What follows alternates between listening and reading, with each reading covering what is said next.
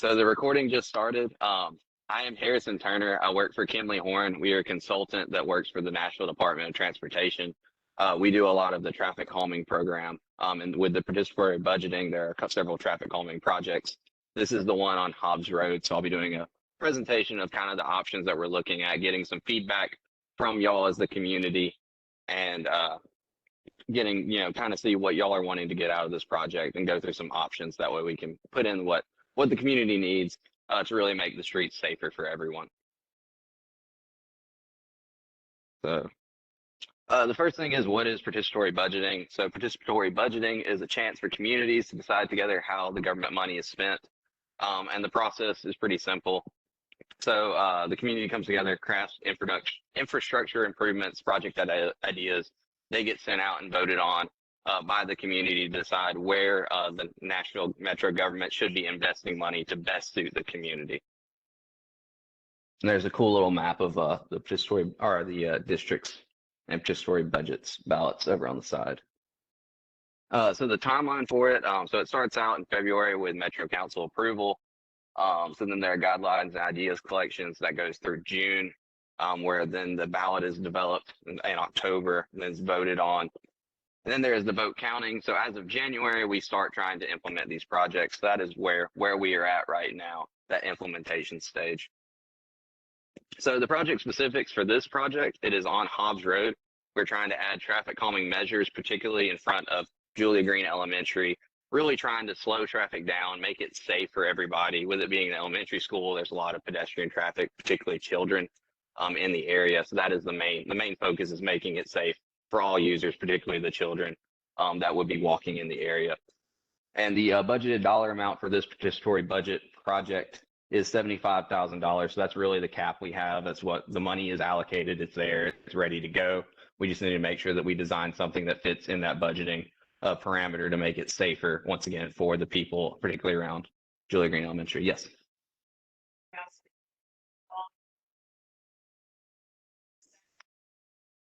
Yes. Absolutely. Love to go through the street data with you. So I'll start with the volume, since that was the question. So this is 6,300 to 6,400 vehicles a day, depending on what day you count. So for our particular count, 6,347. That is a little bit higher for like a neighborhood street. That would be more on the collector status. That does kick out several of the things we typically do as a traffic calming program. We have a 5,000 vehicles a day max on a lot of our particularly vertical measures. And that's more manufacturer warranty. So that it is decently high for like a neighborhood street. It's more of that collector kind of mid-level street range.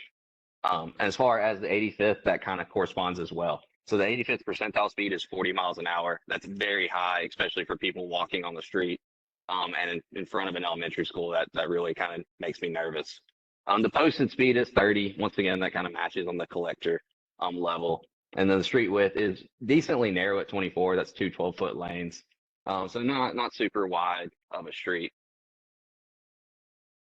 So just a quick map. Well, what the street that we looked at, once again, Julia Green's right in the middle, Hobbs Road, from Estes all the way over to Hillsborough Pike is where we kind of looked at, but once again, focusing mostly on Julia Green, which is right in the middle of that map. So traffic calming, it focuses on 3 different E's.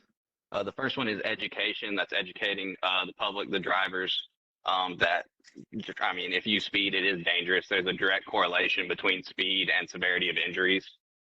So this, trying to do anything we can to educate people, hey, don't speed. It does affect lives. The second one is enforcement. That is a great E that is taken care of by the Metro Nashville Police Department. That is not something that NDOT can take care of. That is with our great partners at the MNPD. They take care of the enforcement side. And then the third E, which is near and dear to my heart as a traffic engineer, is the engineering. That's what we can do from an engineering standpoint. How can we design the roads to promote safer speeds for all users? So that's really what we're trying to do here, is kind of re-engineer the road to see what we can do to promote safer speeds. And then why this matters, and this is the main thing here. So at 25 miles an hour, if a pedestrian does get hit by a car, the pedestrian has an 89% chance of surviving that incident. We're closer to that 45 range, where if a pedestrian gets hit, they only have a 35% chance of walking away. And that's obviously not what we need, especially in front of an elementary school with all the kids running around. So we're trying to get closer into this 25-mile-an-hour range, make sure it's safer for everybody, because we do know that everybody is human and accidents do happen. So we're trying to make sure if they do happen, everybody can walk away. So if you want anything outside of traffic calming, we have this great tool called Hub Nashville. You can put in your request at hub.nashville.com, or there is an app. I personally live over in East Nashville, and I use it to get sidewalk repaired in front of my house. So if you have anything, sidewalk repairs, want any sort of traffic improvements, roadway improvements, whatever you want that would come from the metro government, a great way to voice that to the right authority is through Hub Nashville. So the traffic calming options on Hobbs Road, we're going to go through those. There's really two options here, so I'll outline the most extensive one first, and then we can go through kind of a secondary option, and we can talk about the pros and cons of both. So the first one is raised crosswalks. They are great tools because they're vertical measures. They force cars to physically slow down to go over them. They, per the FHWA, can reduce pedestrian crashes by 45%. The approach ramps may reduce vehicle speeds and cause the vehicles to yield to people that are in the crosswalk where they wouldn't have to normally. They're about 4 to 6 inches tall, and the top part of the crosswalk is about 10 feet wide at minimum, can be a little bit wider, but usually 10 to 12 feet. So this is where the ADT and the speed of the roads really matter. So because they're raised crosswalks typically made out of concrete, they're allowed to be used on roads up to 30 miles an hour of a posted speed, which we are at 30 miles an hour. And they're a little bit more durable than like a rubber speed cushion, where at 5,000 is kind of the max. They can go all the way up to 9,000 vehicles a day and not really have a ton of wear and tear on them because they typically are made out of concrete or some harder surface than like a rubber speed cushion that can't handle that much beating on a daily basis. So just re-emphasizing how much vertical measures work, like a raised crosswalk. This is actual speed studies from different raised measures around Nashville, mostly speed cushions, but also vertical or raised crosswalk would fit into this mold of a vertical measure. So before, average speeds of the streets that were studied was 31, and they were able to drop it down to 22, well under that 25 kind of safer zone. And then the 85th percentile speed, which is the speed that as an engineer I care about the most, we were able to get that down from 37, which is similar to the 40 on Hobbs, down to 25. And for anybody that doesn't know, the 85th percentile speed is the speed that 85% of cars are going at or under. So that means 85% of cars are going at 25 miles an hour or under after the installation of vertical measures. So the other option, which is not a vertical measure, less deterrence for cars, is a radar feedback sign. They are very good for people that pay attention to them. They do have. I actually personally like them because they do alert me as I'm driving that, hey, I am speeding, I need to slow down. It's just an extra measure for me. They do have an average speed reduction of about 6 miles per hour upon their installation. And the 85th percentile speed that I was talking about earlier, they do reduce that by about 7 miles per hour.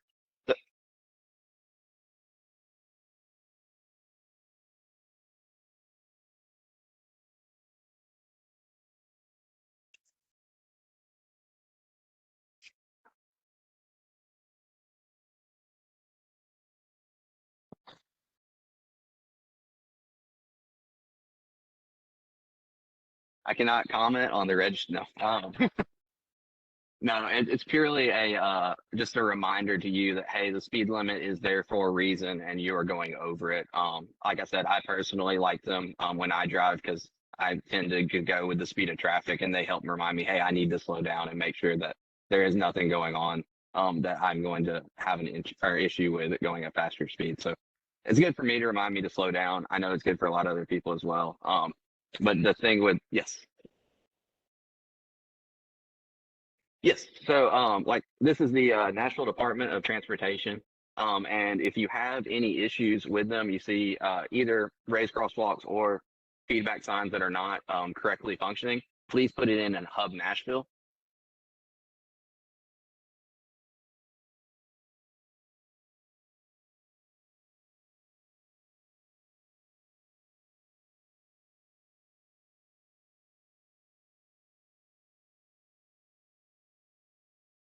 Okay. You said the one on Hillwood?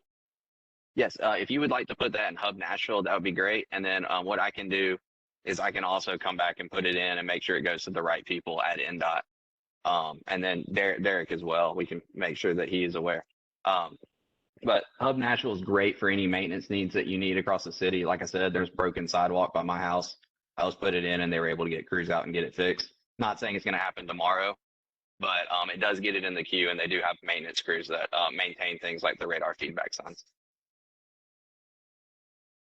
So, yes.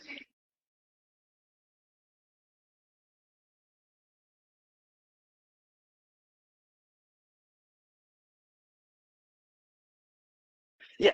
Yes, that's a great question. So due to the traffic or the roadway geometry and the traffic characteristics of Hobbs Road, it doesn't allow for us to use a lot of the typical tools. So these are the two tools that do fit. So the main constraint now is the budget. If we can fit both of them in and y'all are think it's a good idea to install all of it, we definitely will.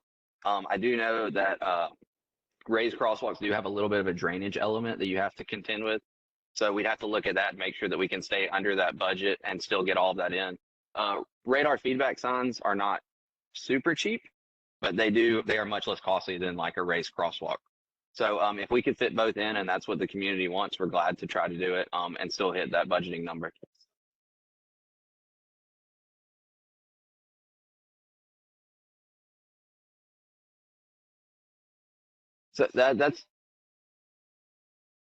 So that's actually part of these meetings. These public meetings are where we get the community input. So it's not like a formal vote for participatory budgeting. There's no formal vote at the end. This is where the ideas are shared from people like you. Uh,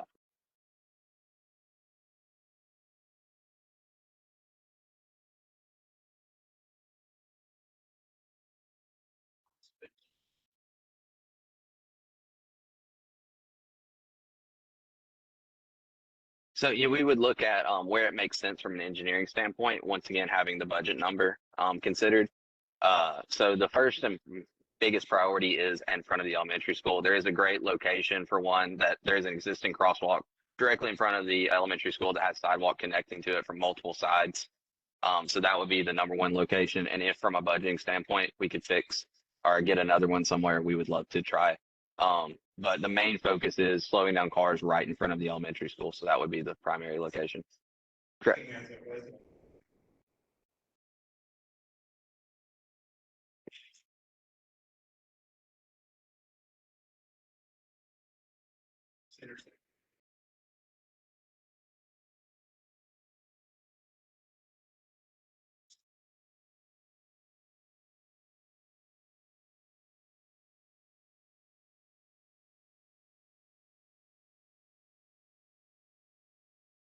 Absolutely, that's a great suggestion. We will definitely try to get as much in as we can and make sure that we're spending Metro's dollars as wisely as possible. So if we can get two in and stay under that participatory budget number, that's a fantastic approach. Yes, there will be appropriate signage to make sure that everybody is aware that these are coming. Uh, so yes, there is signage. Yes.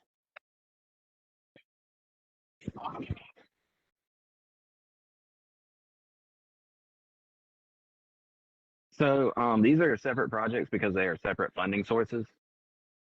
So they're separate funding sources, so they're treated separately.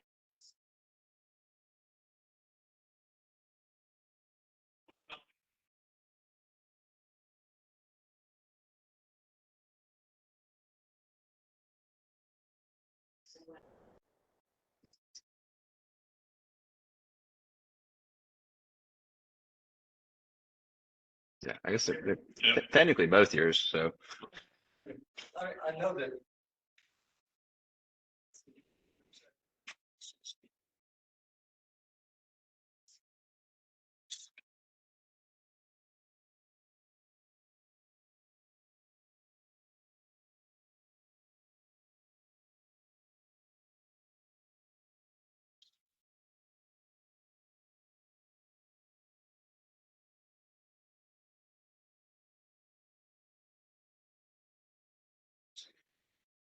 yeah, so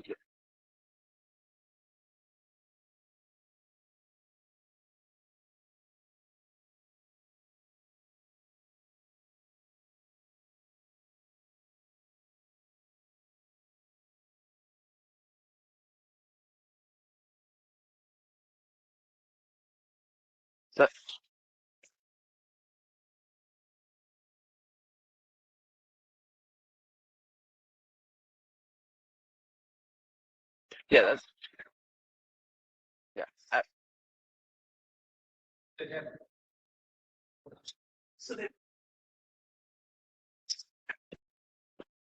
Yeah, absolutely. That's a great suggestion. The good thing about a raised crosswalk and the vertical measures is you have to slow down at the location of the measure because it is raised and is an impairment to the vehicle going that fast speeds. So having like radar feedback signs and signage to make sure that people are slowing down on the front end right before they get to the measure, and then having the measure at the location where we want the safety to be the highest is kind of our current plan. Because once again, those raised measures really do a good job of at the location that they are forcing people to slow down. Yeah, so that's a great suggestion. Any other questions? So actually, that is the end of the presentation. If you have any particular questions that you have moving forward, you can email NDOT traffic calming at nashville.gov, or this is my work email right here. It's harrison.turner@kimley-horn.com. Happy to answer any questions about the project moving forward, and happy to talk about any other questions that y'all have as a group. Absolutely. Yeah, so this project is a little bit faster than the other project. So the main thing is making sure that we have the community meetings and everybody's on board, and then we can get into the design phase, and then we have do believe we have contractor mechanisms on board to go ahead and get that installed as quick as possible. So you're looking at a couple more months at a minimum, and you're looking at probably up to 6 to 8 months is probably.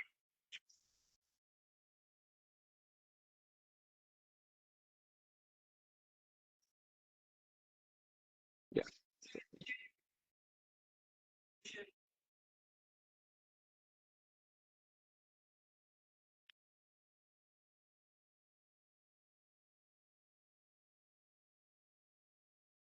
Yeah.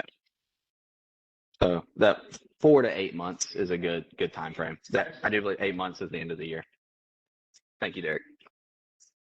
Yeah. Any other questions, comments, concerns, voices of opinion? Absolutely.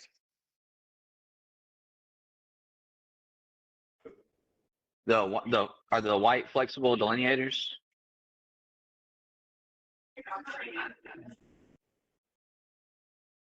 Yeah. So that is a vertical well, it's not a vertical measure. It's a basically it's a flexible delineator that you're able to do, and what it does is it creates a psychological effect that narrows lanes, and it actually makes you slow down without you even realizing it because you're trying to basically shoot a gate.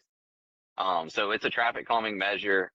Typically, we like to use it on wider roadways, narrowing the roadway down to make you feel that you don't have the space. It makes the driver a little bit more uncomfortable, and therefore they slow down.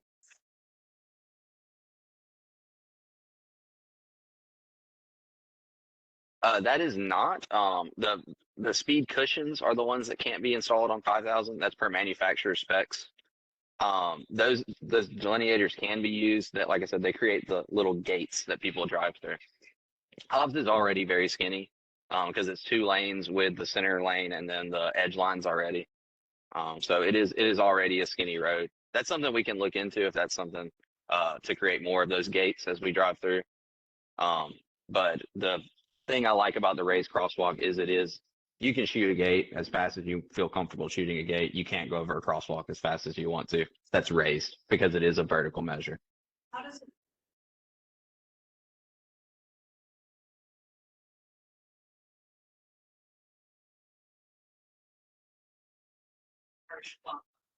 Yes, let me go back to it. So this one's a brick, so it's a little bit more decorative than something we would put in. It is very pretty.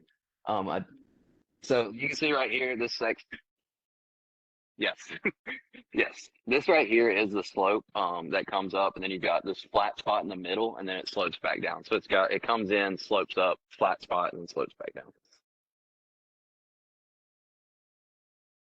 I am not as familiar with that one. Okay.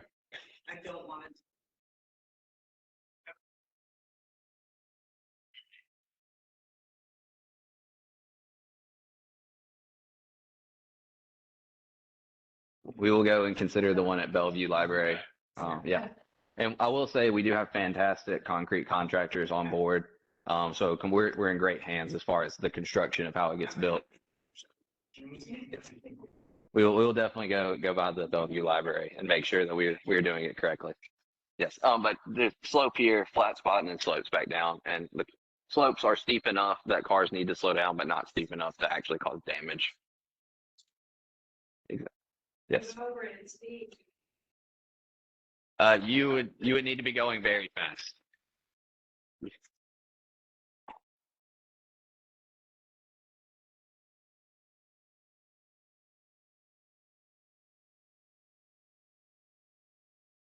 Yeah, you would need to be really flying. But yes, so that's why we do like the vertical measures. All great questions. Yes. Absolutely. Thank y'all.